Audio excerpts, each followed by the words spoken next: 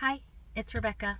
I'm a complete mess because I just finished walking, but I've been wanting to tell you a story about the trains in Japan. Um, I've got to preface the story with the fact that I'm claustrophobic. I generally do okay as long as I can see an emergency exit, and I'm not like in too tight of a space with too many people.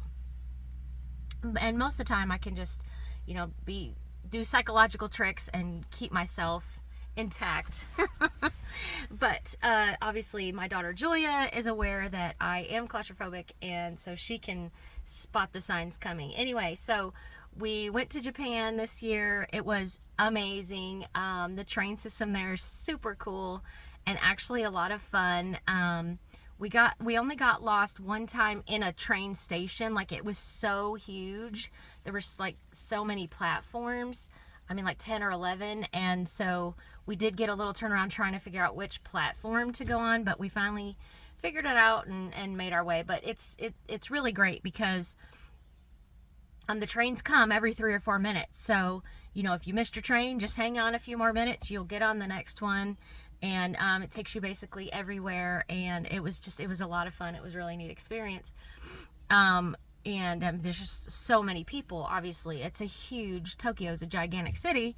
And so there were lots of people running here and there and everywhere. But it was a really fun experience. Except for one time, we got on the train, and so we get in, and they have, the things to hold, if you're going to stand up, and they have seats and everything. And it didn't seem like that busy of a time of day, but we got on the train, and we're standing there holding our little deals, and at the last minute before the door shut, like, just this flood of people came in. I'm just out of nowhere. It was just like, whoosh, all these people came in and packed us so tight. Like, I got pushed up against the two complete strange men behind me, which, is uncomfortable to begin with. I'm like two strange men pushed up against my back. And then, and we just, barely had any space. Like, the people were right. And thankfully the people who came in, they turned around. So it was like their back was to me, but it was like right here. And, as they came in, they flooded in, the door shut, we're off. And Julia probably saw the panic in my eyes of, oh my gosh, So I'm starting to shake, and I'm starting to, like, I'm about to start crying. And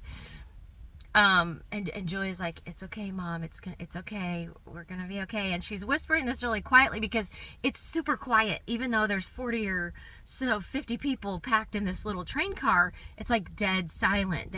People either are sleeping, they're on their phones, they're reading, or they're just standing there dead. So it's like just this dead silence over this gigantic group of people crammed into this tiny little fast moving can.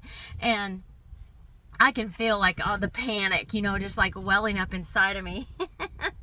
And then the train started to move, and it was like a human Jello mold. Like, we were all crunched together, and we all just started jiggling together. And I'm just like, the absurdity of this group of complete strangers just packed in this train, like, just with their bodies all just jiggling like a Jello.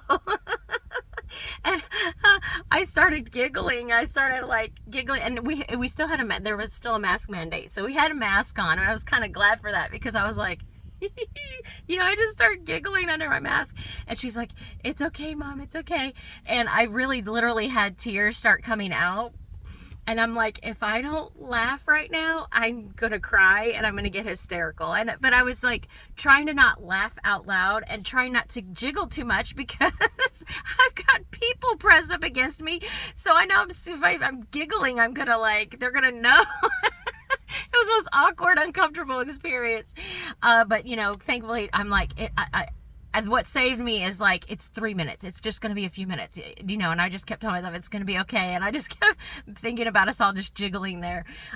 We were more careful after that to be, like, we definitely did not get on the train at 5 p.m. is when all the chimes ring throughout town. And everybody's getting off work, and it's just like this crazy rush of people. So you got to watch the morning time and the evening time when they're getting, but if you think it's going to be too crowded, you can wait for the next one. But that one, there was just like no warning. It just whoosh. But it was a really fun adventure, and I got a kick out of that. So I thought I would share that with you.